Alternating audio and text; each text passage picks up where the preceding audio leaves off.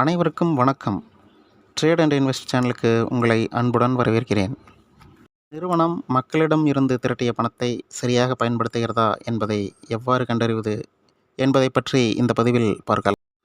பங்குச் சந்தையில் ஒரு நிறுவனம் ஐபிஓ மூலமாகவோ அல்லது எஃபிஓ மூலமாகவோ திரட்டிய பணத்தை என்ன செய்கிறது, நம்மிடம் வாங்கிய பணத்தை என்ன செய்கிறது என்று பார்க்கலாம்.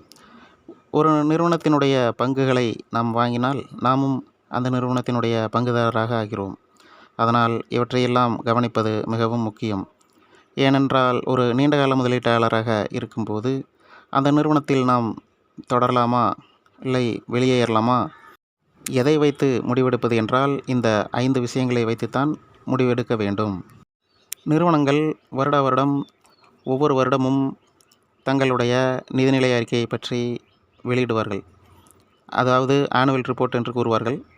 அதில் ஐபிஓ அல்லது எஃபிஓ மூலமாக எவ்வளவு பணம் திரட்டப்பட்டது, அந்த பணத்தை எதற்காக பயன்படுத்துவதாக கூறியது, உண்மையில் எவ்வளவு செலவழித்தது என்ற விவரங்கள் அதில் இருக்கும். இரண்டாவதாக குவார்ட்டர்லி ரிசல்ட்ஸ், அதாவது காலாண்டு அறிக்கை. இந்த காலாண்டு அறிக்கையில் ஒவ்வொரு காலாண்டிலும் புதிய தொழிற்சாலை கட்டியதா, கடனை குறைத்ததா, புதிய இயந்திரங்கள் வாங்கியதா என்பதை தெரிவிக்கும். மூன்றாவதாக கேஷ் ஃப்ளோவில் இன்வெஸ்டிங் கேஷ் ஃப்ளோ அதிகமாக இருந்தால் நிறுவனம் வளர்ச்சிக்காக முதலீடு செய்கிறது. ஆப்ரேட்டிங் கேஷ் ஃப்ளோ தொடர்ந்து நல்ல நிலையில் இருந்தால் வணிகமும் ஆரோக்கியமாக இருக்கின்றது என்று அர்த்தம். அடுத்ததாக ரிட்டர்ன் ஆன் கேபிட்டல், அதாவது ஆர்ஓஇ ஆர்ஓசிஇ பார்க்க வேண்டும். நிறுவனம் திரட்டிய பணத்தை திறமையாக பயன்படுத்தினால் ஆர்ஓஇ உயர வேண்டும், ஆர்ஓசிஇ நல்ல நிலையில் இருக்க வேண்டும்.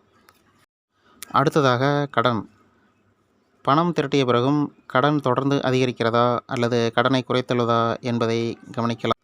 ஒரு நிறுவனம் ஐபிஓ மூலம் 1000 கோடி திரட்டியதாக எடுத்துக்கொண்டால் அதில் 700 கோடியில் புதிய தொழிற்சாலையும் 200 கோடியில் கடன் அடைப்பும் 100 கோடி ஆராய்ச்சி மற்றும் வளர்ச்சிக்காக செலவிடுகிறது என்று வைத்துக்கொள்வோம். சில ஆண்டுகளுக்கு பிறகு விற்பனை அதிகரிக்கிறது, லாபம் அதிகரிக்கிறது, ஆர்ஓசிஇ மற்றும் ஆர்ஓஇ அதிகமாகிறது. அப்படியானால் நிறுவனம் மக்களின் பணத்தை சரியாக பயன்படுத்தியுள்ளது என்று காணலாம்.